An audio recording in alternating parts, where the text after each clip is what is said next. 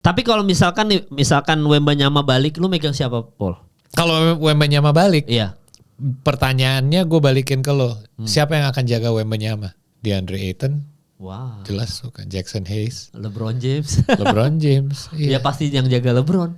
Karena kan dia pasti pengen nunjukin ke si Gak mungkin sih. all the time yang jaga LeBron James. Sekali-sekali mungkin akan ada switch. Atau gak mungkin. Rui bisa jaga big man juga. Cuman ya limited lah. Kayak beberapa plays mungkin bisa. Siapa yang akan menghentikan? Ya pasti DeAndre Ayton atau LeBron antara siapa yang bisa itu. menghentikan Wembanyama kalau lihat Ayton di depan dia ditarik aja ke perimeter. Iya, terus shoot atau dribble, ankle breaker, tombok yang nggak lompat itu kan. Serem sih. Jadi satu-satunya cara untuk ngalahin dia adalah Luka cetak 45 poin.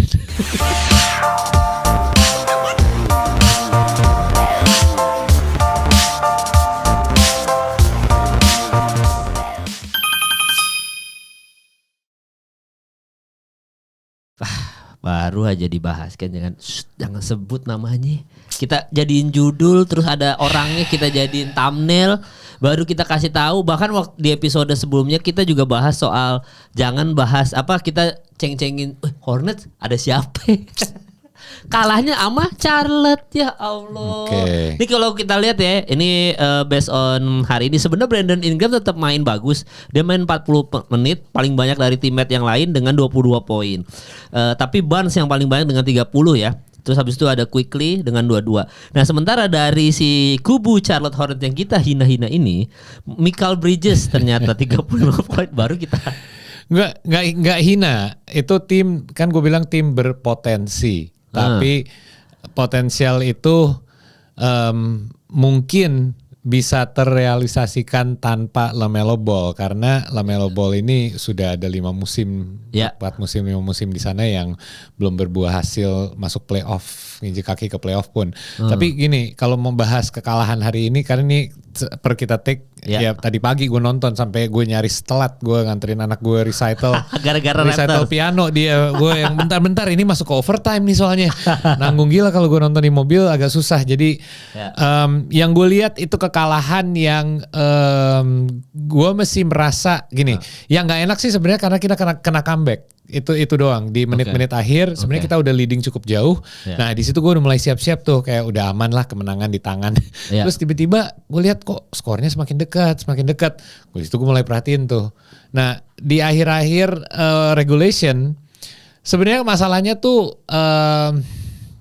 Brandon Ingram itu nggak masalah karena dia take the last shot dan bahkan sebelum pas time out sebelum play terakhir. Dikasih highlight di game sebelumnya di mana dia game winner itu kan. Jadi baru aja beberapa malam yang lalu Brandon Ingram game winner. Di situ aja tandanya cukup jelas bahwa kemungkinan besar dia yang akan mendapatkan poin. Tapi sebenarnya yang mengembalikan keadaan itu Scottie Barnes sih. Scottie Barnes ini melakukan play yang membuat skornya di overtime pun cukup dekat. Cuman Emmanuel Quickly melakukan turnover. Jadi saat mereka udah cetak poin, harusnya mereka bisa dapat defensive stop. Terus mereka udah dapat defensive stop dan mereka udah lagi fast break. Emmanuel Quickly kehilangan bola di fast break itu. Nah disitulah yang sebenarnya menurut gue ya udah chance-nya udah hilang lah. Nggak usah nunggu sampai akhir banget. Tapi at the same time, gue merasa gini. Kekalahan itu wajar. Mungkin bukan untuk harusnya kita bahas sih ngutukin biar Thunder yang kalah. Biar dia yang kalah Thunder ya. Tapi kekalahan itu wajar. Seandainya ini kekalahan terjadinya di NBA Cup, mungkin mereka tidak akan sapu bersih di grup. Jadi sebenarnya nggak apa-apa sih mereka kalahnya sama Charlotte gitu. Kenapa? Gue mending gini deh. Gue mending mereka Raptors bisa ngalahin tim besar dibandingkan tim kecil. Iya tim kecil emang seharusnya lu bisa menang. Kalau lu tim bagus masa lu kalah sama tim kecil. Ya tapi kalau lu main 10 game beruntun ada kemungkinan di game ke-11 lu akan kalah sih. It happens. Ini adalah NBA. Untuk yang udah nonton basket bertahun-tahun kayak viewers kita tahu lah. Itu namanya due for a loss. kenapa kita selalu bahas kayak winning streaknya Miami Heat yang berapa 27 28 game itu tuh kayak luar biasa banget, kayak kita ngomongin winning streak 20 game ke atas itu tuh udah kayak gila banget. Luar biasa, winning streak yang saat ini lagi di winning record yang berjalan dengan OKC musim ini pun ya gila banget. Jadi sesusah itu menang 10 game beruntun gitu. Jadi 9-1 dari 10 game terakhir dan kalahnya lawan Charlotte di game yang masih kompetitif ya. Mereka tidak kena blowout. Cuman tanda buruknya adalah mereka kena comeback. Harusnya mereka bisa close out game itu dengan mudah. Cuman ya gue udah bilang kayak segimananya gue nggak suka sama Miles pun dia pemain jago gitu, kayak LaMelo juga bagus. Jadi dan Kernapel itu yang gila sih, kayak tembakan dia itu clutch banget, tembakan dari sudut kiri 3 point yang sebenarnya kalau tanpa tembakan itu game udah dimenangkan oleh Raptors. Jadi gua nggak apa-apa sebenarnya kita kalah, asal gini kayak kita bilang minggu lalu, kekalahan itu nggak apa-apa, tapi apa yang lo belajar dari kekalahan ini? Berarti lo jangan di atas angin, lo udah kayak kita oke nih, rekor kita di belakang Detroit nih, ya tiba-tiba kok bisa kalah sama Charlotte. Nah berarti harus ada evaluasi kan, dan gue harap ada evaluasi yang baik yang dilakukan oleh Raptors, karena ini masih early di musim ini, nggak apa-apa lah, masih dalam artinya Emirates NBA Cup juga ini bukan NBA Cup game, jadi nggak apa-apa deh buat gue ini game yang mereka kalah. Justru gue lebih prefer mereka menang lawan tim yang lebih jago. Kenapa? Karena ini adalah tim yang mereka mungkin akan hadapi seandainya mereka masuk playoff. Iya benar. Jadi memang siapa namanya bisa dibilang juga kalau Raptors ini ya kok gue sih sebenarnya kan nggak lihat pertandingan yang Raptors ya, karena kan saya Lakers podcast ya. jadi kan nontonnya. Kalau nggak ada Lakers ini udah day off dulu ya berarti. Untuk Lakers masih menang ya, jadi masih semangat. Nih gue kasih tahu informasi aja ya. Tadi tuh sebenarnya kita tuh ada syuting hari Kamis, tayangnya hari Jumat. Rico yang buat hari kemarin kita nanya Rico. Kita jabanin nih yang minta 2 episode per minggu. Jadi kan ada yang bilang Bang Rico mana nih? Nah hari Jumat, yang hari Jumat minggu ini ada kebetulan. Yes. Tapi kalau ada dia, pasti kan kita bahasnya yang judi. Yang kita utang banyak, kita ada utang banyak. Iya, yang Kobe sama LeBron itu, terus yang judi udah otomatis kan beliau sibuk pasti nonton. Sesibuk-sibuknya dia udah gatel nih gue rasa, karena udah mulai komen di yang terakhir yang kita bahas, Chicago Bulls, best team of all time, udah masuk ke komen nih Rico Lubis. Gue pikir oke, nanti kita tanya aja. Spin Boy masuk, nggak apa-apa, kita akan minta pendapat dia juga. Minta pendapat. Kalau si juara kan dia pertanyaannya itu kan. Gitu. Tapi kita nggak mau nunggu kayak nanti sampai Kamis lagi. Soalnya ini NBA Cup sudah ditentukan nih. Iya. Karena ngomong-ngomong Raptors, mereka adalah satu dari 4 tim yang sapu bersih di grupnya nih, 4-0. Ya makanya jadi gue bilang sama Paul kayaknya kita harus ada tag yang nggak ada Rico. Soalnya kan NBA Cup 2 kali seminggu, karena kan NBA Cup lagi masuk ke bracket nih, udah nih gitu kan. Walaupun masih 10 hari lagi ya Paul ya. 10 hari, Desember 9 tanggal sana berarti tanggal 10 kita pagi. Iya, makanya kita NBA jadi on tag. Prime, kalian boleh nonton dan ada opsi untuk milih bahasa Indonesia kalau kalian mau. Itu gue sama Andovi deh kalau nggak salah satunya, karena Rocky akan off juga, dia mau ke luar negeri itu ngeliput SEA Games kan. Oh gitu. Yeah. Oh jadi nanti sama Andovi tuh ya. Bocorannya Derek Michael main nih katanya. Oh gitu SEA Games nanti nih. Ada sedikit kontroversi juga. Gue tahu kalian mungkin nggak terlalu mau bahas di luar NBA, tapi dikit aja nih. Oh kenapa? Dia emang mau belain timnas. Oke. Dan ada pro kontra kan, kayak ini konflik sama jadwal dia di sana. Oh. Nah, jadi ada yang merasa, gue nggak akan sebut nama-nama, tapi yang udah nonton podcast lain mungkin tahu bahwa ada yang merasa ya jangan ganggu jadwal dia di sana. Tapi kalau gue pribadi, apalagi buat SEA Games gue merasa bangga loh ini anak mau bela-belain timnas.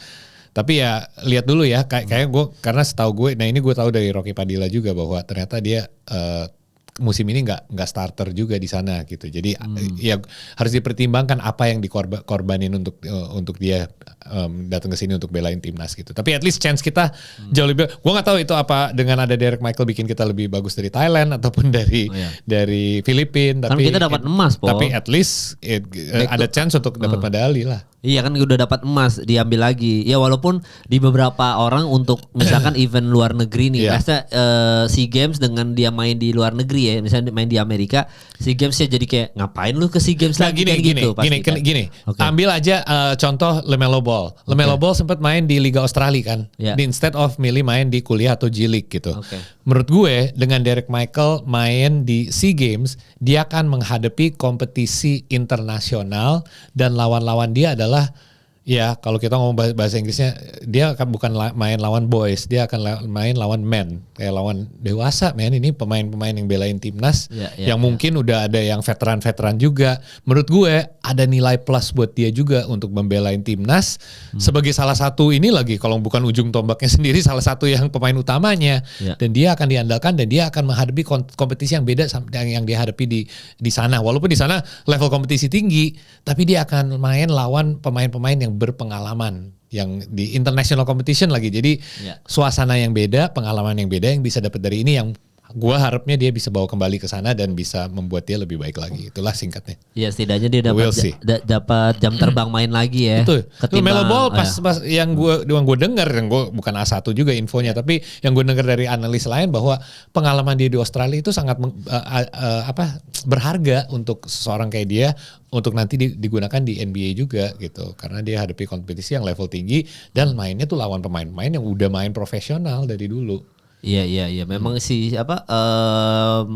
ya untuk beberapa lah ini kan juga misalkan kita ngomongin timnas bola gitu. Ada kan yang menyayangkan kok lebih mentingin SEA Games ketimbang FIFA Matchday gitu-gitu kan. Oh itu beda obrolan lagi. Iya beda obrolan. Tapi intinya adalah sih kalau untuk Derek Michael, berat.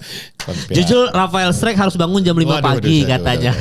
Harus di latihan timnas harus bangun jam 5 pagi. Dibangunin sama Indra Safri. Bangun lu jam 5. Gak morning guy lagi ternyata. Gak morning person. Iya makanya. Jadi gini ya itulah intinya. Derek Michael. Tapi yang udah gak apa-apa kalau memang menurut lu juga kan SEA Games jadi berharga buat seorang Derek Michael. Kalau menurut gue memang SEA Games jadinya kenapa lu SEA Games lagi? Lu udah concern di luar aja gitu. Oke. Nah itulah pro kontranya emang banyak yang berbincang ya seputar itulah kurang lebih. Tapi anyway ya kalian bisa nonton NBA Cup di Prime. Iya, sama Andovi.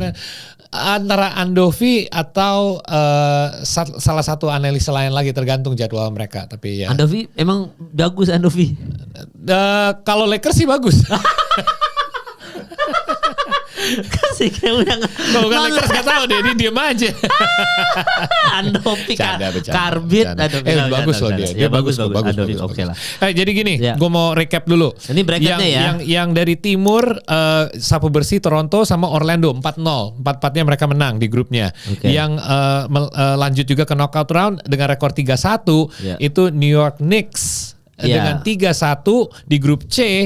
Tapi kan kita bilang ada wild card spot 1 dari East, itu dimenangkan dari posisi 2 di grup C juga, yaitu Miami Heat. Mereka memiliki rekor yang sama 3-1 tapi plus minusnya dimenangkan oleh New York. Dan itu dari barat grup A dimenangkan oleh OKC Thunder 4-0, Lakers menang grup B 4-0. Nah grup C jangan sebut Lakers. Grup C Sacramento San Antonio Spurs 3-1 sama Phoenix Suns nih ya. Nah itu yang menarik karena Phoenix Suns sama OKC di game terakhir. Nah ini yang kocak. Gue kan lagi siaran sama Rocky nih NBA on Prime-nya itu emang Emirates Cup, yaitu Dallas Lakers. Sebenarnya game yang tidak ada kepentingan. Kenapa? Karena Lakers sebenarnya udah maju juga sih sebenarnya.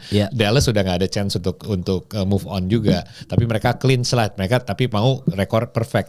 Tapi mata kita ngelirik ke skor sebelah mulu. Karena yang penting adalah ya OKC Suns ini.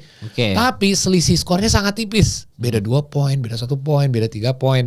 Jadi sambil kita berjalan, ini game juga berjalan, kita pengen tahu nih OKC akan sapu bersih atau justru kalau Phoenix menang, mereka yang 4-0. Karena Phoenix Suns rekornya bagus di NBA Cup ternyata. Dan OKC malah jadi masuk ke wild card. Ternyata karena selisih skornya sangat tipis, walaupun OKC menang, posisi 2, yaitu posisi 2 terbaik dari barat antara 3 tim adalah Phoenix Suns. Jadi seru banget ternyata. Jadi Phoenix Suns yang lolos ke bracket. Inilah kenapa minggu lalu kita bahas karena kenapa NBA Cup seru. Hal-hal kayak gini. Kalau lo suka format yang beda. Ya ini emang membuat sebelum masuk knockout round aja ada keseruan kayak kejar siapa yang bakal dapat wild cardnya. Nah emang hitungannya rada membingungkan buat gue juga sih plus minus. Iya gue sampai sekarang aja masih bingung tuh soal yang NBA Cup ini. Tapi ya udah maksudnya nanti ujung-ujungnya juga kan kayak diferensial. Jadi kalau lu buka NBA app ini yang gua ada nih ya. Ada div tulisannya DIFF. Itu plus 75 yaitu berapa poin lu cetak versus berapa poin lawan lu bisa cetak dan itu difference-nya. Ya, itu yang semakin membedakan. Besar semakin bagus. Lolos kalau misalkan skornya sama-sama 4-0 ya. Iya, jadi difference kalau lu 3-1 nih misalnya sekarang 3-1 untuk siapa ya? Memphis Grizzlies ya 3-1. Ya. Tapi plus difference point difference mereka plus 14. Oke. Phoenix 3-1 juga tapi mereka difference-nya plus 3-1. Jadi selisih poin mereka cetak dibandingkan defense yang mereka lawannya bisa cetak lawan mereka adalah selisihnya lebih gede. Jadi berarti mereka produktivitasnya lebih bagus. Ya. Oke. Jadi itu kurang lebih penjelasan penjelasannya soal diferensial itu ya. Oke, kita bahas bracket yuk. Ya, jadi ini kita masuk ke di mana East bracket. atau West dulu? Kita fokus di East karena di West ada. Oke. Ya gini. Jadi ini kocak. Gue kemarin semalam gue ada gig lah. Ada tempat baru namanya Rose di Gunawarman. Oke, terus? Gue kalau ketemu orang yang nonton podcast basket kadang-kadang gue di Family Mart gue bisa ketemu salah satu pecinta basket juga. Kadang-kadang di mall kita ngobrol sedikit, foto bareng mungkin. Kemarin ada yang samperin gue di klub. Gimana gue lagi kerja gue lagi main. Dia salaman, hey bro, so final idaman ya Raptors Lakers. Gue kaget kan, kayak maksudnya bukan di tempatnya gue expect, kan? Apalagi kita harus teriak-teriakan lagi kan agak berisik. Dia bilang iya, tapi gue bilang balik ke dia. Ternyata final idaman tapi mungkin final idaman dari NBA Cup. Ternyata prediksi gue mungkin bukan di NBA Finals tapi mungkin Finals NBA Cup. Kenapa? Karena ternyata dua-duanya Lakers sama Toronto maju di masing-masing wilayah. Jadi kita mulai dari shout out man, thank you udah nonton podcast basket. Kita mulai dari East. Dari East ya. Peringkat 1 lawan peringkat 4. Nah, ini juga biasa kayak playoff ya, yang paling tinggi lawan yang wild card. Okay. Tim nomor 1 Magic lawan Heat. Ini menarik. Kenapa? Derby. Oh iya. Derby kan Orlando Miami ya. Iya. Jadi dan Florida ini dua-duanya. Oh iya benar, sama-sama Florida. Derby. Dan ini bisa dibilang juga Erik Spoelstra menang ke 100 ya. Keberapa kemarin tuh? Menang ke 200. Aduh, pokoknya si Erik Spoelstra 200. Akhirnya menang ke berapa kan dia masuk ke locker room ketika menang di sini. Terus habis itu dia lemparin gelas. Wah, sadis. Air minum. Terus dia bilang kayak forward, dia bilang kayak gitu. Terus dia menang ternyata itu adalah Erik Spoelstra menang ke 800 career wins. Iya, gue juga pikir 800 dia adalah pelatih ke-17 di sejarah NBA untuk nyampe 800. 200 mah pas zaman Beatles juga udah kayak udah lewat. Jadi dia 800 career wins. Keren. Tapi kalau lu sebelum kita bahas pertandingannya, cuma kalau lu menempatkan Erik Spoelstra ini termasuk pelatih yang bagus atau enggak, Paul? Sangat. Karena menurut gue nggak tahu ya seberapa gini deh. Kita kalau ngomongin pelatih, kita kan bahas mengenai gini, X and O's rata-rata kalau lu udah di level NBA, X and O's kayaknya semua udah punya sistem yang bagus lah, walaupun itu berhasil atau enggaknya tergantung personel yang mereka memiliki di timnya. Dalam arti mereka punya pemain yang cocok nggak untuk main di sistem mereka, apakah mereka percaya sama coachnya untuk bisa menerapkan sistem itu dengan baik atau benar, dieksekusi dengan benar nggak di lapangan. Tapi kalau mau ngomong mengenai pelatih yang legendaris seperti Greg Popovich, seperti Phil Jackson, seperti gue bisa masukin Steve Kerr salah satunya juga. Kenapa? Karena udah multiple championships ya yang mereka memiliki. Yang gue sering denger dari orang yang jauh ngerti basket jauh lebih banyak daripada gue adalah itu udah bukan tentang X's and O's lagi. Itu tentang gimana caranya mereka bisa manage ego pemain-pemain mereka. Phil Jackson sebenarnya apa tantangan terbesar dia? Bukan, kan banyak yang bilang ya gampang lah. Ini banyak yang bilang dan banyak yang gak setuju juga ya. Ya Phil Jackson mah kerjanya gampang. Lu punya Pippen, Rodman sama Jordan. Masa nggak bisa juara? Lu punya Kobe and Shaq, masa lu nggak bisa juara? Justru bukan challenge dia, sebaliknya. Gimana caranya gue bisa mengkontrol ego mereka? Gimana mereka bisa membuat, kita udah bilang kan 456 pemain rata-rata yang main di NBA. Semuanya merasa mereka pemain terbaik di dunia. Gimana caranya lu bisa membuat mereka lu bisa convince Kobe bahwa lu opsi nomor 2 di sini ya. Shaq itu opsi nomor 1. Nggak terima. Tapi kenapa itu works saat ada Phil Jackson di Chicago Bulls atau di Lakers. Walaupun Lakers lama-lama juga ya pecah kongsi lah ibaratnya, lama-lama juga konfliknya tidak terkontrol. Tapi selama di bawah Phil Jackson, for the most part itu terkontrol sama dia. Nah semua pelatih punya sistem yang lain-lain. Yang gue dengar Greg Popovich itu caranya, dia marahin pemain yang paling direspek dan paling jago di depan semua orang, yaitu Tim Duncan. Ini cerita yang gue aduh sorry banget kalau gue lupa dengarnya dari siapa, tapi lumayan inilah orang yang inilah analis basket yang ngerti banget. Kalau bukan Colin Cowherd atau siapa gitu, gue lupa. Anyway, intinya dia itu membuat teguran itu sebagai contoh untuk pemain lain. Kalau Tim Duncan aja bisa gue marahin kayak gitu di depan lo semua, lo apalagi lo yang bukan siapa-siapa gitu. Jadi yang lain langsung fall in line. Ya itu salah satu teknik yang mungkin dia gunakan untuk mendapatkan locker room ini agar mereka bisa bersatu dan menurut gitu. Kayak Tim Duncan aja bisa dimarahin apalagi gue. Gitu kan. Ternyata itu dilakukan juga sama beberapa pelatih lain. Karena kita tahu banyak yang lulusan dari bawah Popovich yang menjadi salah satunya Steve Kerr juga kan. Jadi kalau Steph Curry dimarahin sama Steve Kerr di depan semua orang, ya menurut lo siapalah, mau itu bukan Draymond Green kali ya. Mungkin Jonathan Kuminga ya juga mikir ya Steph aja kena bentak apalagi gue nih. Ya kan, ya maksudnya lebih kayak gitulah. Jadi gue selalu percaya bahwa coach yang membuat coach itu coach bagus, good ataupun great, pembedanya adalah mereka bisa memanage ego yang ada di timnya. Yaitu lo bisa nggak bikin tim ini menyatu dan semuanya punya satu tujuan. Walaupun ego mereka membuat mereka merasa bahwa gue sih bisa jadi juara. Iya, tapi kontribusi yang gue butuh dari lo mungkin bukan apa yang lo ada di kepala lo saat ini. Ya mungkin lo mau keluar cetak 30 poin, lo mau triple double. Tapi tunggu dulu, di sini ada pemain-pemain lain yang gue perlu andalkan, dan seandainya lawan kita mungkin lo kurang cocok untuk jadi opsi pertama, gue harus berubah nih skemanya. Lo bisa terima nggak itu? Nah, coach yang the great coach, salah satunya menurut gue adalah Erik Spoelstra. Kenapa gue bahas itu? Karena lu ingat waktu Heatles pertama kali gabung di musim pertama gagal kan? Si LeBron Wade. Iya, dan itu dikasih kreditnya sering sekali ke Dwayne Wade.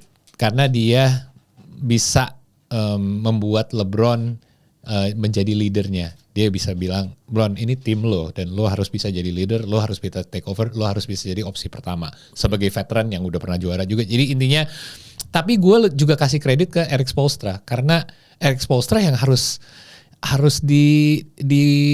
kalau katanya sih massage minutes main mereka, berarti harus dipas-pasin, dicocokin biar semuanya nggak ada yang tersinggung. Hal-hal kayak gitu sebenarnya kita nggak pernah pikirkan ya, tapi itu terjadi selalu di tim yang ada multi superstar, dan itu difference-nya mereka bisa juara atau enggak menurut gue. Jadi kalau mau bilang Erik Spoelstra pelatih yang baik atau enggak, menurut gue sih wah dia adalah faktor besar, bukan hanya karena dia di bawah manajemennya Pat Riley, tapi dia tuh dari video analis kan dia awalnya. Jadi dia emang udah dari itu aja dia udah ngerti, berarti dia rajin untuk mempelajari lawan, dan dia juga bisa manage ego besar di sebuah tim, bahkan bisa juara lebih dari sekali. Dan dia punya tim yang nggak segitu bagus pun masih bisa overachieve. Jadi itu adalah faktor-faktor yang membuat pelatih jadi menurut gue salah satu pelatih yang inilah sangat berharga. Udah 28 tahun bersama Miami Heat Organization. Sebagai employee, ya. Sebagai pegawai. Dari employee. Pegawai. Pegawai. Jadi dia tadi yang lu bilang video koordinator 1995 dan becoming the head coach in 2008 ya. Jadi total ada 15 season bersama Miami Heat ya. Jadi udah. Kalau dia bukan pelatih bagus nggak akan di-keep sih sama Pat Riley. Iya, apalagi Pat Riley ya, yang hampir membawa Lakers tripit. Iya, dengan Ginny Bass kita ingatnya. Nggak, tapi ini di luar tadi kan lu bilang kalau Greg Popovich harus marahin tim Duncan-nya dulu supaya yang lain nurut. Ya untungnya dimarahin di Amerika. Coba dimarahin di Indonesia somasi polisi. Oke, nah tadi lu juga sorry nih kita pundung ntar kalau dimarahin nih. Ya, lapor orang tua somasi polisi jujur kalau di Indonesia. Nah untung nih tim Duncan di Amerika ya. Jadi kalau tadi ini di luar topik sedikit karena lu tadi mention Kuminga ya. Iya. Gua baru ingat Kuminga kan ada isu mau di trade diganti Sabonis kan. Ada isu itulah. Setuju lu kalau Sabonis masuk Warriors? Cocok nggak? Maksudnya itu melengkapi puzzle Warriors nggak? Kalau Sabonis ditukar Kuminga sama siapa gitu? Ya, nah sama siapanya itu. Karena itu bukan satu per satu trade-nya, bukan one for one. Iya, pokoknya ada Kuminga terus siapa lagi gitu. Ya, gue lebih tertarik sama itunya karena kita udah denger nama Jonathan Kuminga di dalam rumor trade udah lama sih. Iya. Setiap musim sepertinya dia ada akan di trade gitu dan tiba-tiba main bagus atau tiba-tiba nggak dikasih menit main sama Steve Kerr. Yeah. Steve Kerr tuh gini, ini gue kritik sorry untuk fansnya Golden State, tapi mungkin ada yang setuju juga. Yeah. Steve Kerr ini seseorang yang memiliki sistem sangat berhasil di tahun 2015 sampai sekitar 2019-20 lah. Kenapa? Karena ya mereka dinasti di tahun-tahun itu mereka menang, mereka juara udah 4 kali di satu dekade terakhir ini ya. Jadi hampir setengahnya dimenangkan di tangan dia.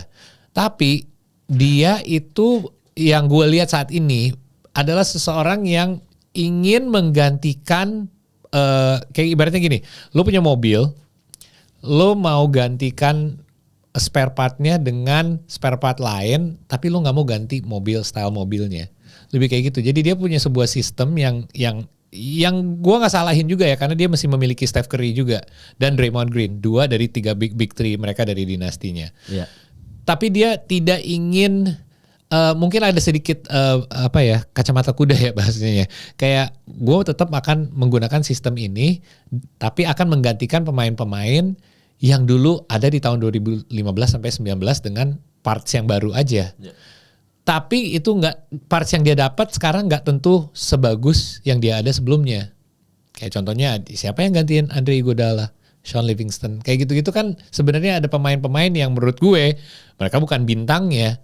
Tapi apakah ada orang yang sekarang, nah seandainya Jonathan Kuminga ini dia harap akan menggantikan salah satu pemain dari era itu, nih lo harus main role ini, dan Jonathan Kuminga merasa ya gue nggak bisa main di role itu, gue tuh beda style of play-nya, gue bukan kayak gitu, nggak berarti dia pemain buruk.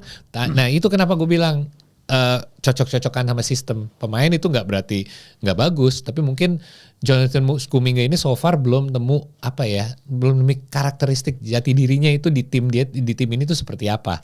Jadi kalau dia emang di trade gue nggak heran. Nah sayangnya dia nggak bisa di trade langsung sama Sabonis karena Sabonis kalau nggak salah kontraknya lebih besar ya. Jadi siapa nih yang harus ditarik? Nggak mungkin Pods. Nggak mungkin Brandon Podziemski kan, jadi siapa gitu kayak kalau ada kemarin tuh siapa ya itunya ya listnya, pokoknya Kuminga sama satu lagi siapa gitu. Kayaknya netizen pasti lebih tahu lagi fans Warriors kan isunya. Cuma yang gue tahu namanya ya Kuminga paling kalau mereka bisa dapat Sabonis tanpa harus memberikan banyak. Nggak ada 2 kalau nggak salah ada 2 sama 3 gitu. Pasti karena kan itu masalah kontrak kan. Tapi ya kalau mereka tidak harus mengorbankan terlalu banyak, menurut gue sih ya ini akan jadi nilai plus. Tapi ingat ya, ini friksi Jimmy Butler udah mulai ada berbau sedikit friksi. Gue bukan bikin situasi membara ya. Tapi kan dia udah ada sedikit sindiran lah terhadap nggak semua orang punya komitmen yang sama nih di tim ini saat rekor mereka juga nggak gitu baik kan, sekarang posisi 8 atau 9 sih si Warriors ya. Ya pas mulai kalah beberapa kali kan dia ngomong sesuatu lah di press conference setelah pertandingan. Jadi gue sih ini 8 Ya, jadi ingat ya, mereka masih ada big three loh, masih ada Draymond Green, masih ada Jimmy Butler sama Steph Curry. Seandainya lu tambahin Sabonis, ini bisa jadi tim yang bahaya. Tapi big three ini saat ini dengan ada big three ini saat ini pun masih sedikit underperforming. Ingat ya, gue bilang Warriors ini akan bagus loh tahun ini. Kenapa? Ya gue cuma ngikutin tren akhir musim lalu pas ada Jimmy Butler bagus banget. Nggak banyak perubahan di off season, kenapa gue harus tiba-tiba. Jadi menurut gue ekspektasi gue harusnya nggak tiba-tiba mereka akan jelek dong. Justru ekspektasi gue Warriors harusnya lebih bagus dari rekor mereka saat ini. Malah Jimmy Butler masuknya di tengah-tengah lagi kan. Iya, jadi seharusnya lebih bagus dong sekarang. Harusnya lebih nyetel lagi lah gitu. Iya. Jadi nggak bukan problem. Tapi memang mereka mesti lakukan hal yang sama. Kayak dia mesti attack basket, dia mesti get to the free throw line, Steph mesti menggila. Jadi masalahnya di mana? Jadi mungkin ini bisa jadi hal yang baik, refresher ya. Untuk udahlah Jonathan Kuminga lu trade juga mungkin baik buat dia juga, biar dia bisa lebih berkembang di tim lain. Buat karirnya dia Who gitu. knows? Dan apalagi beberapa yang kita bahas minggu lalu soal Ingram di Raptors, terus si Michael Porter Jr. ada di Brooklyn, cocok kan? Iya. Dan itu kemarin ada meme juga nih soal D'Angelo Russell. Jadi kan Lakers habis ketemu sama Dallas Maverick yang dimana si D'Angelo nih kena DNP apa ya? Dapat menit main. Iya pokoknya di not play berarti kan DNP kan, dan dia benar-benar duduk di samping, dan itu ada fotonya tuh kalau dari meme-nya LeBron di sini dia cuma ngeliatin LeBron gitu doang tuh, dan banyak banget baca komen ya. Apa yang lo lihat di komen?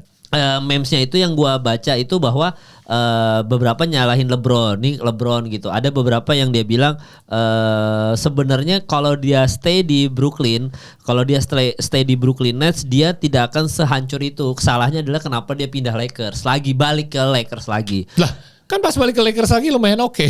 Iya sebenarnya makanya si komen-komen netizennya beragam. Maksudnya dia balik lagi ke Lakers itu yang menyebabkan dia ini gagal kan. Oke, gini gue kasih lo saran Mal. Lo jangan terlalu banyak dengerin netizen. Bukan tergantung netizennya siapa dulu ya. Tapi netizen komen IG jangan lo terlalu inilah. Diseriusin. Iya ya. Justru yang gue lebih anggap lebih lebih ada artinya adalah jadi ini juga gosip, gue nggak tahu benar atau enggaknya, tapi katanya sih ada beberapa pemain di tim dia sendiri yang bilang dia itu, lu lihat klipnya nggak sih di IG? Mungkin teman-teman kita ada yang lihat. Dia dari 24 detik shot clock dia ngabisin berapa? 22 detik terus dia baru passing. Yang mana ada opsi lain harus tembak kan. Nah setelah itu gue baca bahwa, dan ini gue gak tahu benar atau enggak, ada sindiran dari teammate-nya bahwa dia megang bola terlalu lama dan dari sisi defense dia effortnya agak kurang. Makanya dan itu make sense kalau dia nggak dikasih playing time, karena ya gini deh, Cooper Flag itu ditugaskan untuk jadi ball handler dari awal karir dia loh di umur 18. Ya harusnya ada D'Angelo Russell, seorang point guard yang berpengalaman, harusnya lo bisa andelin untuk bisa megang bola dan run the offense. Tapi nggak berarti lo jadi offense-nya dong.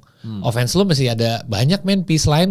Kemarin lawan Lakers yang di NBA Cup game terakhir, ya mungkin skor akhir tidak menunjukkan game yang kompetitif ya.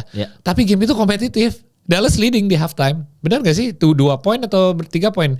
Dallas leading di halftime lawan Lakers, sampai quarter terakhir baru menit-menit akhir baru ditentukan bahwa Lakers menang. Itu tidak mengandalkan Anthony Davis lagi. Anthony Davis akhirnya 12 poin, tapi kalau nggak salah 8 poin atau 10 poin itu di skornya di second half, bahkan lebih banyak lebih di akhir. Itu mengandalkan pemain-pemain seperti PJ Washington 20 poin atau lebih gitu. 20 yang paling banyak poinnya PJ Washington kalau nggak salah. Ada Brandon Williams, pemain dari bangku cadangan. 8 dari 11 atau 10 atau 11 10 pemain mereka yang main. 8 itu double digit point Mal. Bahkan ya itu mereka kalah sama Austin Reeves sama Luka Doncic. Jadi komen gue di second half ini menarik. Gue bilang ini sekarang menjadi ujian. Apakah tim basket dengan segini, at that time 6 pemain udah double digit di halftime. Atau 5 pemain double digit. Dengan 2 pemain lain 9 poin. Berarti udah ya pastilah dipastikan hampir dipastikan at least 7 pemain akan double digit. Lawan Lakers yang menggila Austin Reeves sama Luka Doncic. Nah ini gue bilang ini game seru, ini menunjukkan duo superstar versus team play, yang mana nih yang akan menang, dan yang untuk pertandingan itu dimenangkan oleh Lakers kebetulan. Ya karena kalau lu bilang ini team play lawan ini, team playnya yang role nomor 3-nya LeBron. Itu dia. 12 poin doang kan LeBron kan. Ada Rui juga yang tiba-tiba menyala di second half dari 3 point line. Tadi halftime dia si Dallas Maverick unggul 40, dia ada 40 nyetak 40, si Lakers cuma 32. Jadi memang unggul Dallas Maverick ya di kuarter kedua ya. Tapi first quarter juga dimenangkan Lakers, tapi tetap by halftime masih leading Dallas. Iya. Intinya gitu. Dan inilah gue yang gue lihat adalah ini Dallas nggak seburuk yang kita pikir loh. Coba lo nonton gamenya kayak full, kayak mereka bagus loh, merata gitu mainnya. Rookie mereka juga mainnya bagus. Di luar PJ Washington yang paling nyala sendiri ya 22 poin ya. Tapi semuanya rata kok. Dari bench coba 13. lo ada kan statistiknya? Ada. Bench Marshall point. 16 poin. Marshall, yes. Iya padahal Cooper Flag aja starting lineup 36 menit main 13. 2 poin doang di first half dia. Terus habis itu AD cuma 12 poin, 28 menit benar. main. Christie 13, Nembhard juga 17. Sisanya adalah Marshall. Nembhard yang satu lagi bukan? Iya bukan, Ryan. bukan. Ini orang Kanada juga Paul, bukan ya? Iya, saudaranya kan? Nembhard, Iya. Nah itu mirip dia, lagi bentuknya. Iya benar. Tapi bedanya dia lebih kribo aja ya. 17 poin. Nah sementara ada Klay Thompson dengan 10 poin di mana dia 6 threes ya. In one quarter ya. Enggak. Pokoknya dia berapa three gitu? Enggak, dia 2 kali kalau 3 point. 2 kali. Satunya lawan yang balas-balasan sama Luka Doncic kan? Iya. Iya, nah terus habis itu si Williams.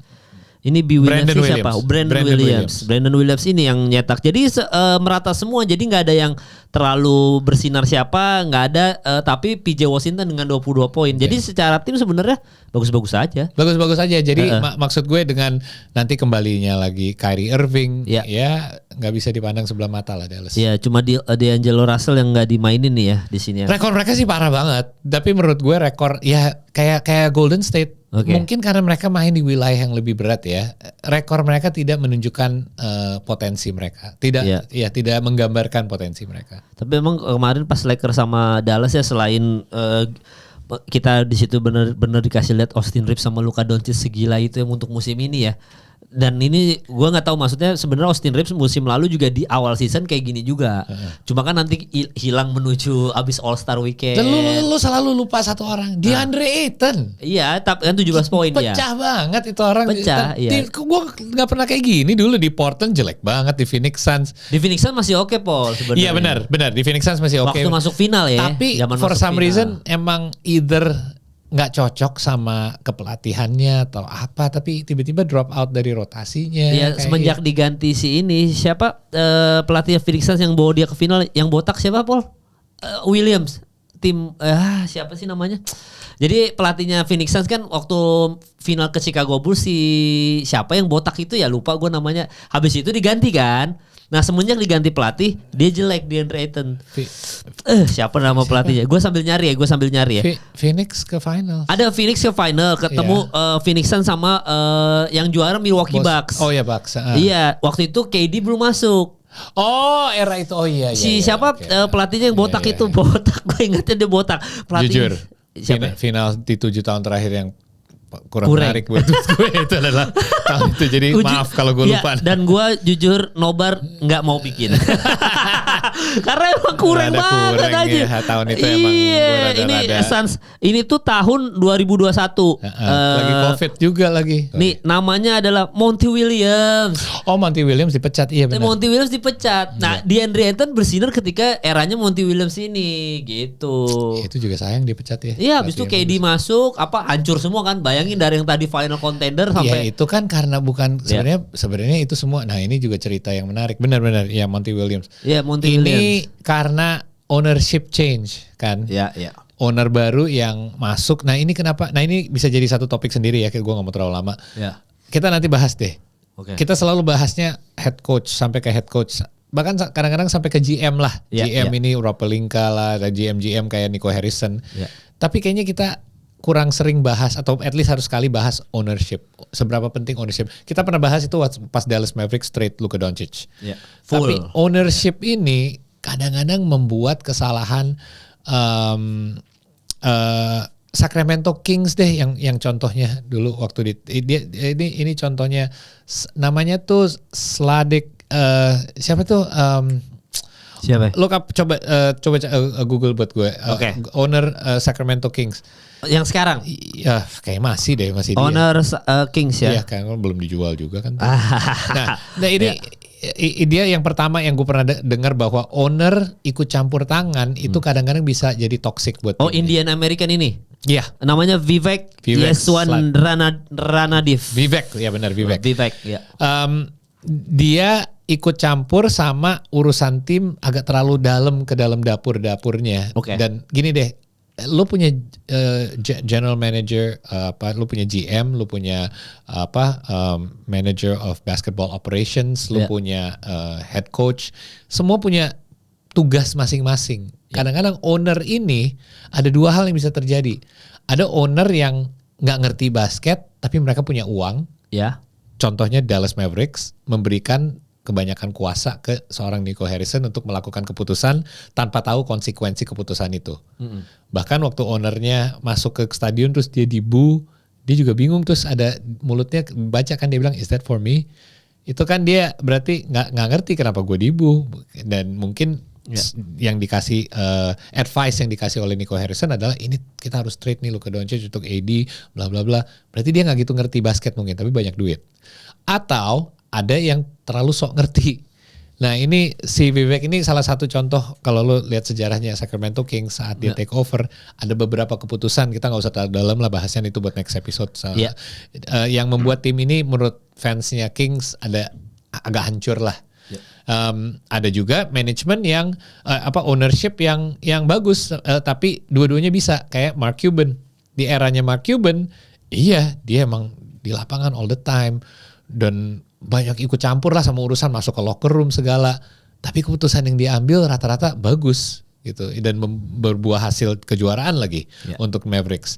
Ada juga kayak Steve Ballmer juga ya 11-12 lah menurut gue sama Mark Cuban, cuman hasilnya beda. Sayangnya Clippers adalah tim terkutuk. Keputusan sebagus apapun, iya kan, aneh banget tiba-tiba ada kejadian sama Kawhi Leonard dan pokoknya zaman Chris Paul sama Blake Griffin juga. Iya ada tiba-tiba ininya, maksudnya gini deh, menurut gue Steve Ballmer ini seseorang yang bukan ngambil keputusan buruk kok, tapi ya gue nggak tahu ya, nanti kita satu hari mungkin akan tahu seberapa banyak tim di NBA yang melakukan hal yang sama, gitu aja deh. Ya nanti itu Konspirasi akan panjang time. tuh soal konspirasi. Nanti biasa sama episode konspirasi itu sama Rico. Kalau yang ini kita detail soal ini pertandingan. Tapi memang sebelum balik lagi ke bracket ya kemarin juga soal Dallas Mavericks sama Lakers yang AD nggak mau tos-tosan di awal, kata lagi lock in gitu-gitu. Terus yang nyamperin Rui Hachimura, pelukan. Tapi emang kelihatan banget ininya ya, maksudnya lu nganggapnya ini sesuatu yang biasa atau sebenarnya AD masih nyimpen sakit hati Paul sama ini Paul? Sama Lakers manajemen LeBron juga termasuk. Iya, nggak usah digoreng kayak dia sakit hatinya sama LeBron lah ya. Iya. Semua juga udah tahu ini nggak ada urusan sama LeBron. Kalau dia sakit hati sih wajar. Apakah dia masih tersinggung saat ini juga mungkin. Tapi apakah itu alasannya dia nggak tos-tosan? Elah. Itu kayak temen doang aja nyenggol. Dia kan cuma nyenggol atau tepok. Luka Doncic juga habis 3 point in your face, Klay Thompson juga ditepok pantatnya, ya it's no big deal, it's just part of the game, it's nothing. Ya oke. Berarti memang si siapa Lakers tadi kita sudah bahas juga. Kok jadi bahas Lakers? Jadi kita udah loncat ke West nih. Iya. Makanya karena gue tadi karena Kuminga gitu-gitu, jadi mumpung gue masih ingat di kepala gue gitu ya. Jadi kita obrolan aja. Kita kan selalu nyambung, kita selalu lari kemana-mana. Oke, kita stay di East dulu. Ini tapi kita buat cepat aja. Iya, tapi di East yang jelas kalau Magic sama Miami Heat berarti lu megang siapa, Paul? Kayaknya sih gue tetap megang Magic ya. Karena emang gue udah bilang dari tahun lalu Detroit sama Orlando bakal jadi dua tim yang sangat berbahaya di East, dan Orlando. Ya, dan si Orlando nih untuk points leadernya itu masih dipegang sama Franz Wagner ya, dengan dia tadi ada di peringkat berapa ya? Gue lagi cek, si Wagner ini ada di peringkat 28. Iya, 23 points per game. Dan memang dia yang paling megang di ini ya, dan faktor menarik adalah ternyata Desmond Bane bagus banget ya di Orlando Magic sekarang. Kemarin pertandingan terakhir lawan Piston di mana Cade Cunningham ada 39 poin, triple double, 13 rebound. Bahas Detroit lagi sih. NBA Cup udah out Detroit.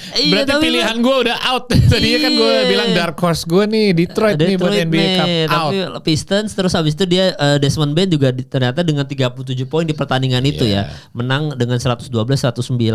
Tapi memang si lu megang tim ini ya berarti ya. Orlando gue. Lu megang siapa? Magic Heat. Wah, Magic ini Banchero aja belum main loh. Paulo Banchero loh. Lagi nggak main, itu bahaya itu. Lagi cedera ya? Bahaya tim ini. Lagi cedera ya. Nah, kalau Miami Heat bayangin loh Bam Adebayo, Tyler Hero, terus habis itu si Andrew Wiggins. Wiggins lagi bagus, Wiggins lagi oke juga oke. tuh. Dan Orlando gue. yang paling bersinar adalah siapa? Pemain favorit lu kan, Norman Powell. Iya sih. Iya kan favorit lu Paul, Norman Powell, Paul. Gila Iya. banget sih, sayang banget itu di Clippers. Tapi lu megangnya Tanpa dia. berarti megangnya si Orlando Magic ya tapi ya, karena dia peringkat 1 itu tadi ya. Berarti ya. Bukan karena peringkat sih, emang Oke. gue kalau gue di East saat ini, gue fans Raptors nih. Ya. Gue salah satu tim yang gue malas hadapi adalah Orlando Magic sih. Oke. Malas aja. Mereka tim Malesnya karena merata mainnya kan. merata mainnya ya. Jago sih, ya bagus aja. Oke, berarti Orlando Magic lu pegangnya kalau Raptors sama Knicks. Nah, Ya udah nggak usah dibahas itu mah. Jelas Raptors. apalagi ada pemain idola Rico Lewis. Itu adalah Jalen Brunson. Iya. Bukan karena gue anti Knicks saja, karena gue kebetulan Raptors lagi hot aja. Semoga itu bisa diteruskan di bulan Desember. Iya, tim yang lagi hot ya. Bayangin gua pegang. dia sebelum kalau siapa Raptors habis kalah sama Charlotte Hornets kan. Si Knicks habis ngalahin Milwaukee Bucks tuh. Iya benar. Iya 118 109 tipis. Dan ini sebenarnya kalau kita lihat di di statistik ya, kan Jalen Brunson musim ini di peringkat 9 untuk points per game ya, di mana 28.4, berarti kan dia tetap gacor seperti musim-musim sebelumnya ya. Dan Karl Anthony Towns itu statistiknya ada di peringkat 34 tapi dengan 21.7. Sisanya memang semua pemain tidak ada yang berubah signifikan. Makanya kalau lawan Raptors saya New York Knicks, salah saya. Gue sih New York Knicks, Paul. Oke. Karena Oke, ya nice. udah pengalaman dia kan. Maksudnya ini udah musim keduanya dia yang lebih baik kan, dan lu selalu bilang kan ada satu season di mana ini season pengorbanannya sacrifice dulu, nanti season kedua jauh lebih baik kan, kejadian ke OKC juga. Kalau di playoffs gue berat sih untuk ini, kan kita ngomongin NBA Cup. One iya. game Raptors gue pegang. Nah, one game gue New York nih. Ibaratnya gini deh, kalau ini playoff kita Iya. bahas bracket ini tapi dalam rangka playoff. Iya. Siapa yang akan menang game pertama? Game 1.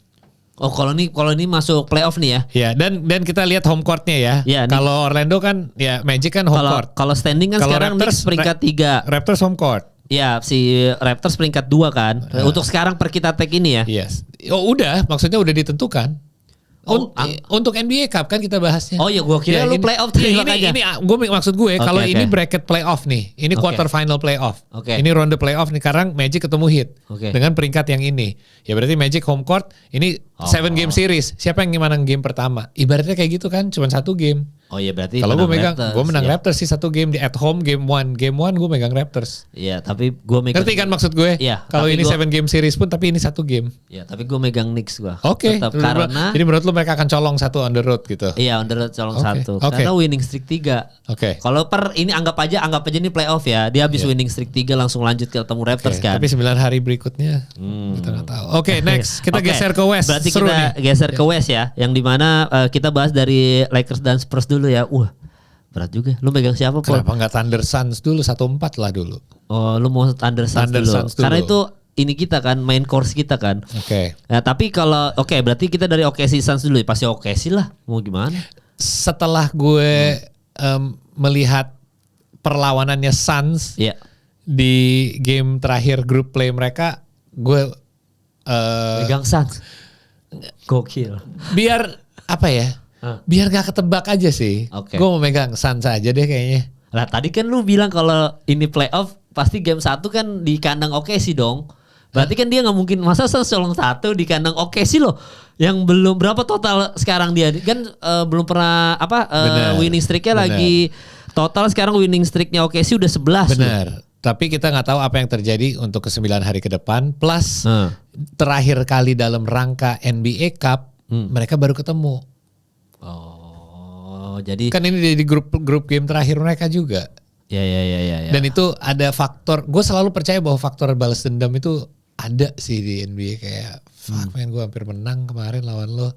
Oh. Next game gue nggak mau sih, kayak Lalu benci SGA kali lu. Ya, atau mungkin di blow out juga sama Thunder gak tahu deh.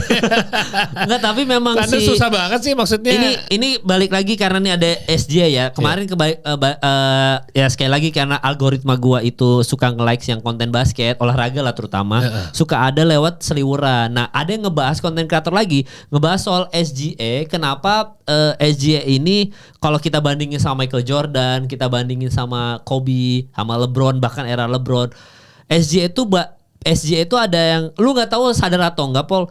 Jadi menurut kayaknya konten kreator ini kita follow deh. Yang kita follow itu kayaknya yang dia bilang kalau SGA ini sebenarnya tuh banyak gunain tangan dia. Chicken wing. Iya, untuk dia untuk separate sama defender kan. Jadi diginiin. Yang dimana sebenarnya karena tangannya SGA ini kecil, jadi kelihatannya tuh kayak dia cuma dorong ini, padahal tangannya sebenarnya aktif. Harusnya offensive foul harusnya di calling offensive. Tapi sama wasit enggak. Terus dia bikin perbandingan di mana begitu orang lain yang tangannya jauh lebih besar, dia gini kan kelihatan sama wasit di print offensive foul. Nah, SGA enggak, karena SGA pinter nutupnya. Ya makanya komennya lagi-lagi netizen beragam, tapi lu bilang tadi mention soal netizen jangan terlalu dipercaya, benar. Cuma memang komennya jadi beragam bahwa ya berarti SGA-nya jenius aja, maksudnya dia bisa nutupin segitunya dari mata wasit gitu. Untuk enggak. Ya itu. Enggak, gue gak percaya. Oh, lu gak percaya itu ya? Gak percaya. Gue pernah dengar ceritanya tentang Michael Jordan kan, yang tentang wasit. Iya, tentang wasit ya. Tentang wasit si Tim Donaghy kan, yang masalah judi itu.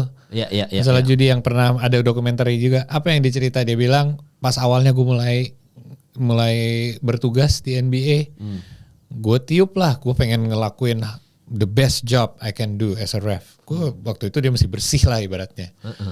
Terus gue tiup lah Jordan. Malam itu atau besoknya dia ditelepon kan sama NBA. Commissioner. Yeah. Yes, you made the right call, but don't call it on him. Superstar call kita emang gak pernah dengar itu superstar call. Ya mungkin kalau lo siapa ya lo nggak tahu, kalau lo Scottie Barnes mungkin itu di calling. Tapi nggak SGA lagi. Kalau lo Brandon Ingram gitu masih di calling kali ininya tangannya ya. Lo MVP man, lo top saat ini second top scorer di NBA saat ini. Nggak ada yang mau lihat di calling 3 kali offensive foul, tiba-tiba dia kena foul trouble nggak bisa main di quarter ketiga. Sebenci-bencinya kita ngelihat tim dibantai mulu sama tim yang terlalu jago. Itu harus ada terjadi, mau itu lu mau jadiin pahlawan ataupun jadi penjahat, menjadi antagonis atau protagonis, itu bikin storyline yang seru. Yang nggak seru adalah SJ harus duduk di quarter ketiga karena dia nggak bisa main karena udah kena 3 kali foul, 2 itu dari karena dia push off. Jadi kadang-kadang ada fleksibilitas, maksud gue gini, pemain itu di calling bukan nggak persis hitam putih ini semua, kayak setiap pemain yang bergerak dengan tangan yang 90 derajat, lebih dari 91 derajat itu harus di calling sebagai offensive foul. Enggak. Mereka melihat style of play-nya lu dulu. Kalau lu emang style of play-nya gitu, ya udah dikasih fleksibilitas. Tapi kalau di next play-nya lu berlebihan, nah itu yang di calling. Setahu gue sih gitu ya dari NBA officials, karena ya mereka tidak pernah mendinai itu juga. Emang ada, mereka juga mereka juga tahu nggak setiap orang bisa disamain. Ini ada 450 plus pemain, nggak bisa lo samain semua, style of play mereka semua beda-beda. Selainnya yang jelas ditepok ini fouling pas gue lagi nembak. Tapi kalau hal kayak gitu kan lebih gray area kan. Traveling pun nowadays juga sedikit gray area kan. Ada yang lo harus replay, dipelanin banget, lo hitungin stepnya 1, 2, tapi itu gather nggak? Saat dia bolanya udah mulai naik ke tangan dia, itu udah mulai lo hitung nggak stepnya? Ya itu kan lo lihat dulu. Crossovernya Allen Iverson deh, nggak usah zaman dulu. Carry tapi kan tangannya di bawah equator line, setengahnya bola. Jadi yang 50 di bawah itu carry dong. Tapi that's just how he plays. Nggak berarti dia traveling dengan bola diangkat lari-lari juga kan. Jadi kalau lo mau lihat Allen Iverson main, ya mungkin lo harus kasih dia sedikit fleksibilitas. Kalau enggak, dia akan turnover berkali-kali, 6-7 kali turnover satu game. itu akan membuat liganya kelihatan buruk. Tapi akhirnya nggak berlaku buat James Harden. Tapi ini boleh dibahas di episode lain. Ini konspirasi juga soalnya terhadap iya dong. Ini kan terhadap officiating di NBA kan. Iya. Tapi memang soal officiating juga ada tuh yang viral dulu waktu sebenarnya kayaknya netizen tahu kalau pencinta basket ya. Yang waktu Michael Jordan ada di Wizard kan ada yang wasit satu dia ngomong Jordan itu foul nggak? Dia bilang menurut lu foul nggak? Dia bilang ya itu foul buat gue. Oke langsung di tweet oke foul buat si musuhnya Michael Jordan. Bahkan lu tahu kan video itu kan yang wasitnya orang tua gitu nanya Jordan itu foul nggak tadi? Dia bilang foul lah kayak gitu-gitu. Oke foul buat si ini gitu. Dan itu dia mengiyakan Michael Jordan kan. Jadi memang ya itu memang satu episode sendiri sih. Tapi memang nanti kita bahas ya. Rico juga pasti suka tuh soal wasit apa segala macam. Cuma kan James Harden yang nggak berlaku akhirnya karena akhirnya jadi traveling kan James Harden kan berubah yang dia megang step back. Iya step back 2 kali. Step backnya jadi 2 kali jadi traveling kan. Iya gitu. Kalau itu iyalah step back masa 2 ya kan, kali. Tapi awalnya kan nggak apa-apa Paul awalnya. Karena ya again ada argumen ini juga dari detektif internet nih yang bisa membedah dan dipelankan dan di replay berkali-kali bahwa yang pertama itu belum dihitung karena dia belum bolanya masih on the way naik ke tangannya. Ada banyak lah alasan yang dicari tapi ya gini intinya dibuat clear aja dari NBA. Ternyata mereka karena ini makanya liga tuh setiap tahun tuh adjust peraturannya mau itu NBA mau itu IBL. Kenapa? Karena game selalu berubah. Pemain ini berubah style of play-nya. Jadi kalau lo nggak adjust rules-nya, mereka akan terus memanfaatkan rules itu. Kenapa hand checking dulu nggak boleh ada zone defense gitu-gitu. Itu kan sebenarnya hal-hal yang kalau tidak dirubah nanti game kita jadi bosen. Iya. Ya, jadi ada adjustment yang harus semua olahraga tuh Paul nggak cuma basket. Benar. F1 setuju, juga. F1 berubah-berubah terus FIA kan. Nah benar. Ya kalau bola yang nggak signifikan. Bola yang paling menurut gue paling sedikit. Misalnya tiba-tiba ada VAR gitu. Itu yang perubahan drastis gitu yang atau sangat membantu. Offside kan yang baru-baru ini offside kan. Yang kalau kaki doang ujung kaki nggak offside nih. Kalau dulu kan sekarang sempet, ini ya? Iya sempat ada pokoknya kalau badan masih sejajar. Gua lupa bener, deh. Iya. Pokoknya kan ada beberapa orang pemain yang kakinya lebih panjang daripada kan dulu di calling offside kan. Bahkan dulu ada yang lebih lucu tuh siapa ya? Tititnya Lukaku atau apa? Di calling offside ya kan tititnya Lukaku kan dia. Karena udah melewati. Gak adil tuh kasihan. Iya kan maksudnya kan kasihan udah gitu. Diberkati.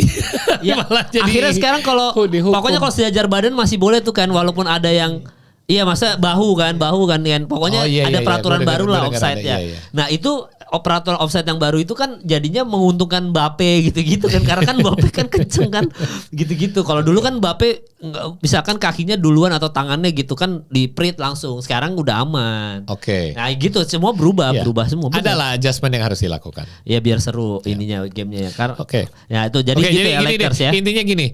Kalau di tahun 2017 ini poin terakhir tentang OKC sama Phoenix. Kalau di tahun 2017 kita buat podcast ini dan setiap minggu kita harus prediksi siapa akan menang, kita akan selalu ngomong Golden State Warriors kan. Iya. Jadi seberapa seru konten kita kalau kita selalu bahas kayak gitu. Iya, kalau makanya lu Phoenix Suns ya. Gue pegang Phoenix Suns colong 1 lah. Kan lu bilang ini Knicks bisa colong 1 on the road, gue bilang Phoenix Suns bisa colong 1 on the road. Gak apa-apa lah. Kalau gue kan salah ya paling salah. Iya, tapi kalau bener kita pamer-pamer tadi. Kita potong tuh kan bener kan obrolannya. Nggak kalau gue tadi New York Knicks karena winning streaknya 3 sementara si Raptors udah kalah pertama 1. Jadi itu doang. Nah kalau si Phoenix Suns sama ini Phoenix Suns tuh baru lulus 2 kali beruntun. Nah sementara emang mereka tim yang lebih lemah. Mereka kan wild card. Mereka posisi 4. Tapi nggak apa-apa. Oke sih 11. Enggak sih. Itu aja. Di dalam apa hati kecil gue sih emang oke sih. Nah nggak apa-apa kan ini ya biar seru. Biar seru aja. Kayak lu aja milih Indiana tahun lalu harus ada inilah yang. Oh iya benar. Iya kan. Padahal dalam hati tetap Indiana. Nah ini yang paling berat nih. Lakers sama Spurs ya. Dimana Lakers itu 6 kali winning streak terus habis itu Spurs 2 kali winning streak ya. Kan kemarin Lakers ini kan pembahasan terakhir kita karena ini podcast Lakers ya, jadi agak detail sedikit. Nggak harus detail-detail banget sih karena tadi kita udah bahas ya. Cuma kan Rico ada ngomong kayak gini, dia bilang dan ini ada di komentar di mana nanti kita akan bahas ketika hari Jumat sama Rico. Dia bilang gini kan, dia yang oke sih gimana mal kalau juara gitu-gitu. Terus gue bilang gue bahas sama sama Paul, tetap yang tim 7-2-10 Bulls tetap lebih bagus. Terus habis itu dia balas lagi di bawah kan, dia bilang pokoknya gue pengennya OKC tetap juara tahun ini supaya LeBron nggak megang cincin kelima nyamain dengan almarhum Kobe. Kenapa bawa LeBron kan itu? Ya kan terus gue bilang kenapa bawa LeBron gitu. Kok LeBron lagi yang kena Riko gitu. banget gak sih tiba-tiba dibelok ke LeBron? Emang hatersnya LeBron aja gitu. Terus gue balas lagi, wah kok nah ada 10 miss call dari Luka Doncic. Luka Doncic itu kan kita sudah bahas juga di off season kita bahwa yang kita tahu Luka Doncic latihan nge-gym kan yang gila-gilaan, yang dia bikin badannya darinya tadinya gemuk banget di playoff tiba-tiba jadi in shape lagi kan badannya dia gitu. Dan si Luka Doncic ini kita lihat di musim ini bisa kita nobatkan bahwa ini MVP seasonnya dia. Walaupun MVP seasonnya udah dari Dallas Mavericks juga udah MVP season. Cuma di sini ada redemptionnya aja, dia ada kelihatan balas dendamnya lah. Dia kelihatan bahwa dia udah merasa enggak, gue harus bawa Lakers ini jauh sampai ke final. Emang di tangan gue, dan ini beberapa rekor yang Kobe Bryant yang 4 game beruntun 30 poin plus apa 40 poin plus udah dilewatin sama Luka Doncic juga kan. Which is di sini adalah Luka Doncic full tank lah di musim ini, nggak ada sama sekali. Di satu sisi yang lain Spurs Wembanyama cedera lagi kan, dan nggak main lagi Wemby itu, bener ya? Takut salah. Wembanyama tuh cedera lagi, Paul. Itu kalau itu gue baru. Iya, jadi dia tapi nggak dijelaskan sih. Iya, tapi dia calf injury lah. Calf injury berarti apa, Paul ya? Ini bagian belakang, betis belakang di bawah lutut, calf. Oke. Itu bisa itu rata-rata sih kalau pemain NBA itu di strain ketarik. Oke. Nah, itu Wembanyama nggak main, bahkan ketika menang lawan Denver lebih gila lagi. Stephon Castle nggak main, Wembanyama nggak main. Terus ya udah Haji Ingram sama namanya Harrison Ingram ya. Ya kalau Harrison Ingram ya udahlah. Tapi memang si Spurs sendiri dia main dengan De'Aaron Fox, terus main dengan Vassell, Devin Vassell. Devin Vassell, ya. Ini statistik ini dia tahun berapa? Tunggu, gue lagi lihat dulu 2020. dia. Oke, ini gue lagi cari yang kasih timeline. Timeline yang terakhir adalah ini ada Julian 2-3. Ada kemungkinan dia bisa main. Si Wemby di sini di lawan Lakers ini. Iya, karena ini kan 9 hari dari sekarang. Jadi gue lagi coba cari nih timeline dia. Sembuhnya ya. Karena kan ini 2 minggu yang seminggu setengah yang lalu lah. Injury report. Ya baru masih 9 hari lagi ya. Left calf strain, bener berarti strain. Iya. Dia tidak main 5 pertandingan. Wah, emang gue ada segitu lama gak nonton. Tuh, iya kan makanya kan. Wembanyama tuh lagi. Soalnya gue siaran terakhir emang siaran game Spurs, tapi berarti abis itu dia langsung cedera. Oke. Langsung cedera. Nah, makanya gue bilang kalau Lakers ketemu Spurs masih unggul Lakers jauh karena Wembanyama cedera. Tunggu, tapi dia out itu udah dari pas lawan Denver kan? Iya, itu udah nggak main ya. Pas lawan Denver itu seminggu yang lalu. Oke. Timeline dia kembali lagi 5 games ya. Iya. Iya, kita belum tahu sih lawan Lakers ini bisa balik atau enggak ya Wembanyama ya. Tapi kalau misalkan Wembanyama balik, lu megang siapa, Paul? Kalau Wembanyama balik? Iya. Pertanyaannya gue balikin ke lo. Siapa yang akan jaga Wembanyama? DeAndre Ayton? Wow. Jelas bukan. Jackson Hayes, LeBron James. Iya. Ya pasti yang jaga LeBron. Karena kan dia pasti pengen nunjukin ke si nggak mungkin all the time yang jaga LeBron James. Sekali-sekali mungkin akan ada switch atau nggak mungkin. Rui bisa jaga big man juga, cuman ya limited lah, kayak beberapa plays mungkin bisa. Siapa yang akan menghentikan? Ya pasti DeAndre Ayton atau LeBron antara siapa yang bisa menghentikan Wembanyama kalau lihat Ayton di depan dia ditarik aja ke perimeter. Iya, terus shoot atau dribble, ankle breaker, tombok yang nggak lompat itu kan. Serem sih. Jadi satu-satunya cara untuk ngalahin dia adalah Luka cetak 45 poin. Itu dia tuh kemungkinan. Lo dari tadi bahas top score, Luka Doncic main 35, berapa poin per game tuh nomor 1. SGA sih ketar-ketir sih ngelihat dia average-nya. Siapa tadi Los Angeles Lakers ya. Tapi memang nomor 1 di liga. Nomor 1 di liga ya? Nomor 1 buat di liga. Sekarang ya? Poin bukannya si SGA ya? SGA sih mundur teratur sih. Coba sepatunya lebih keren gue akui daripada Jordan-nya. Gue udah gak suka sih Jordan-nya Luka. Pada Jordan ini ya, Jordan-nya Luka Doncic ya. Kurang sih. Luka Doncic kita lihat ya statistik. Number Boom. one seed. Number Gila. one. 34.5. Oh udah turun, udah turun. Iya, Gimana sih nurun? Lebih dari 1 poin per game. Iya, Coba tapi SGA 31 kalau nggak salah. SGA hari ini main kan SGA kan. 31. Wow. Malah di sini malah Shai Gilgeous-Alexander nomor 2-nya ada di Makanya gue bilang. Tyrese Maxey yang ketiga. Ya benar, setahu gue emang gitu. Iya, Lo 30. dapet dari mana sebelumnya? Itu ini di kelas poin. Gue per hari ini. Oh clutch point. Iya, jadi per hari ini kita lihat di sini berarti Tyrese Maxey sudah mengungguli kalau based on kelas poin ya. Berarti Tyrese Maxey sekarang naik poinnya hari ini. Per hari ini nih kita tag ini. Jadi sekarang ada di peringkat kedua. Gitu. And by the way, yang tadi lo sebut, Ya. sorry, udah naik lagi ya lu ke 35,1. Oh, udah naik lagi ya. 35,1. Iya, tapi tetap nomor 1. Nomor 1. Tetap aja nomor 1. Sorry SJ, tapi sepatu lu keren. Iya. Tetap. Sorry SJ, lu harusnya Colorway Christmasnya keren sih merah. lu banyak lu banyak offensive foul, sorry ya SJ. Nanti gue cari akunnya biar nanti gue nggak hoax, nanti dibilang ini hoax nih. Tapi emang kalau yang content creator kan lebih detail karena dia slow mo kan, jadi kelihatan push offnya sak. Tapi emang kalau gini deh, emang setiap bintang nggak ada move yang membuat mereka create space. Banyak ya, lagi. Banyak. Itu Michael Jordan yang Utah Jazz ngehook kan? ya oke, itu antara push off, tapi Byron Russellnya juga agak lagi momentum bawa dia mundur ke belakang. Ya. Tapi kalau Jordan lagi spin juga ada sedikit kayak itu bukan dirty play atau bukan fouling ya. Tapi itu caranya biar lawannya setengah langkah di belakang dia aja, tangannya gini dia nggak dorong. Tapi yang musim ini siapa tuh Pol? Ada yang megang gini di calling dikira defensive foul, ternyata offensive foul, akhirnya nggak jadi menang. Siapa tuh ya? Iya.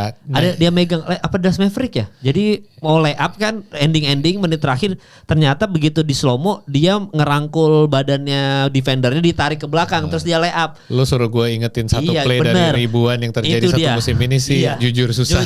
Gua waktu itu aja ternyata yang buzzer beater ngedang ternyata Andrew Wiggins ada yang bilang. Jujur gue lupa siapa ya itu.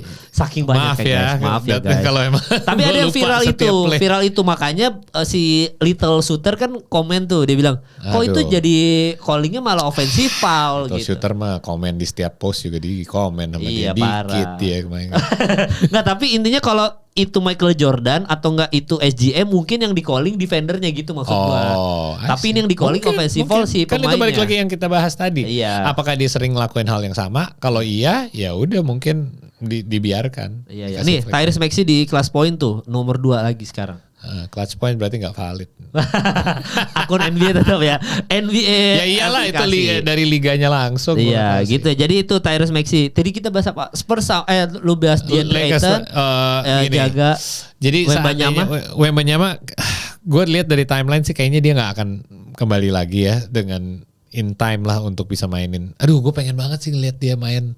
Gue pengen lihat Luka versus Wemby sih jujur di quarter final roundnya NBA Cup. Kalau tanpa Wemby ya jelas Lakers lah gue pegang. Oke. Lagian kan gue udah bilang finalnya Lakers Raptors. Jadi berarti Lakers sama OKC aja lu megang itu ya? Oh iya. Lakers OKC lu megang Lakers berarti? Oh iya. Kan gue udah bilang Lakers Raptors haruslah. Kan OKC udah kalah sama Suns. Makanya dari situ aja udah kalah ya. Udah kalah makanya lu double down nih gue. Wah, kena serangnya tuh bertubi-tubi tuh. Parah nih gue. Nggak bisa kan. Gue kena serangan sama dari Authentic ID. Berarti waduh ya. Ini berarti sebelum udahan nih Paul. Karena kan udah selesai lah, kita anggap recap kita udah selesai guys ya, karena memang hari ini karena kita masih akan ada satu episode lagi sebelum NBA Cup mulai. Iya, sama Riko nanti gue juga nanya Riko soal ini juga kan sebelum kita bahas judi konspirasi. Dan mungkin kita akan dapat gambaran lebih baik mengenai Wembanyama by that time. Iya, kalau sekarang masih strain tadi calf strain ya. Nah kalau OKC yang menang lawan Suns, Lakers yang menang lawan Spurs, lu megang siapa? Nggak, ini di luar tadi Lakers sama Raptors final. Lu megang siapa? Oke, karena gue ini nggak ada hati lu, ini nggak ada. Ini memang benar-benar sesuai fakta lah, bukan tadi lu bilang ya ini biar podcast seru, nggak gitu jawabannya. Ini yang sesuai fakta. Lu megang siapa? OKC Lakers. Tanpa hati gue di Lakers pun. Iya. Tanpa podcast Lakers ini. Oh berarti jelas Lakers. Tetap. Oh tetap ya. Tetap. Karena itu pasti didebat sama Rico Spinboy. Enggak, gini deh jujur ya, gue tidak nyangka Luka Doncic bisa melebihi ekspektasi gue. Jadi ekspektasi gue buat Luka Doncic setelah off season dia ada di sini, dan Luka Doncic buat gue udah gila banget di Dallas gitu. Jadi ekspektasi buat gue di Lakers. Jadi ada ceiling sama ada floor kan. Kita selalu bilang potensi terburuk apa yang bisa terjadi sama di sini tertinggi. sama potensi tertinggi. Dia believe it or not buat gue sudah melebihi at this time apa yang gue udah expect di hampir 20 game musim ini so far.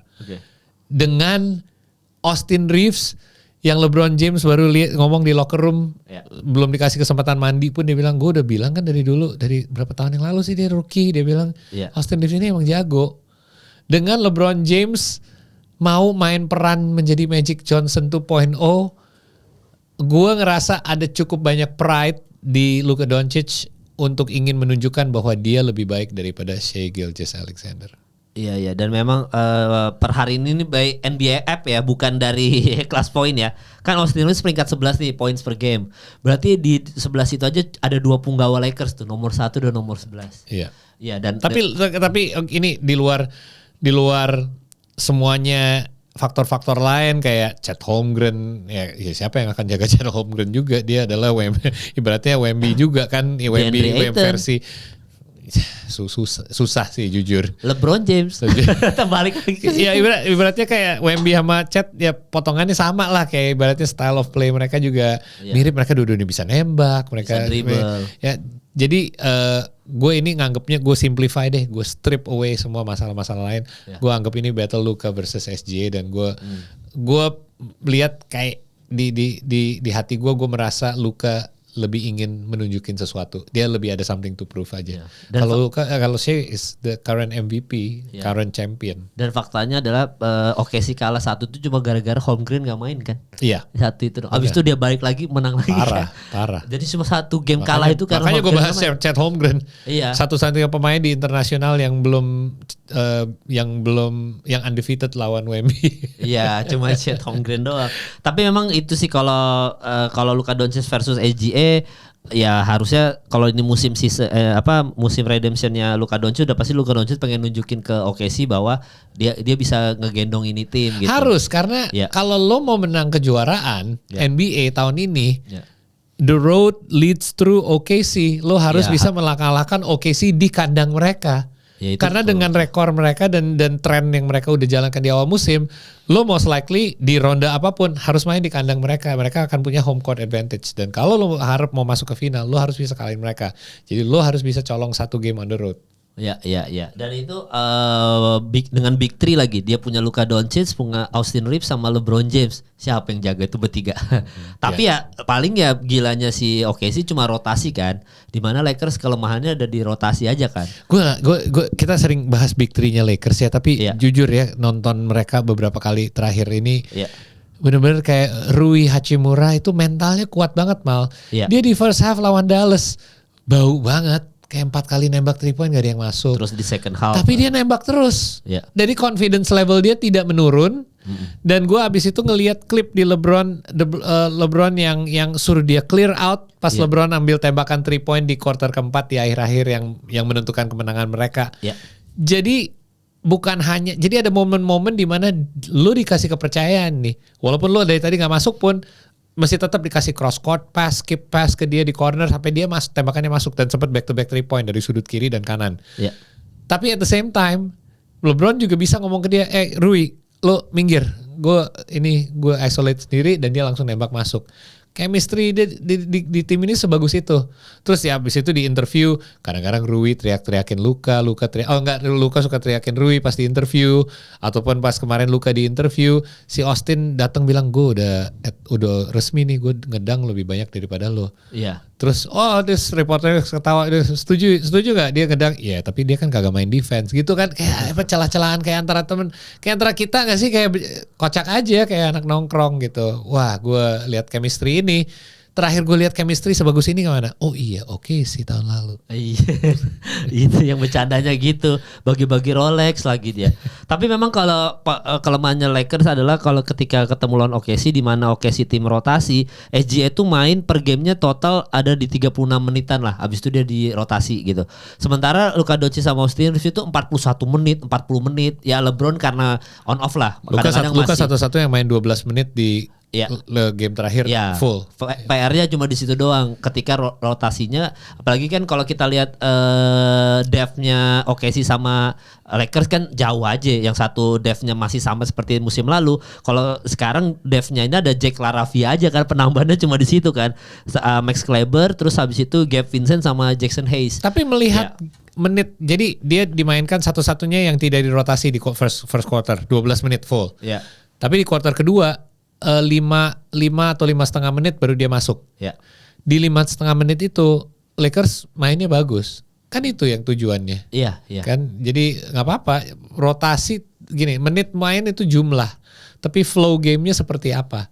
Saatnya apakah mereka kayak Denver saat Jokic duduk mereka jomplang banget?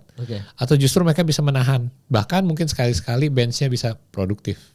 Itu kan yang diharapkan. Paling yang bisa bikin siapa yang menang siapa yang kalah paling pas Adam Silver nelpon si wasitnya nelpon, Pak ini Luka Doncic push off, SGA juga, saya yang calling yang mana? Karena superstar kalau tadi tahu siapa? Tanya Jordan. Ngapain nanya Jordan, ada LeBron di situ. Tanya LeBron aja siapa yang di call. Kalau LeBron bilang Luka, kalau LeBron bilang SGA.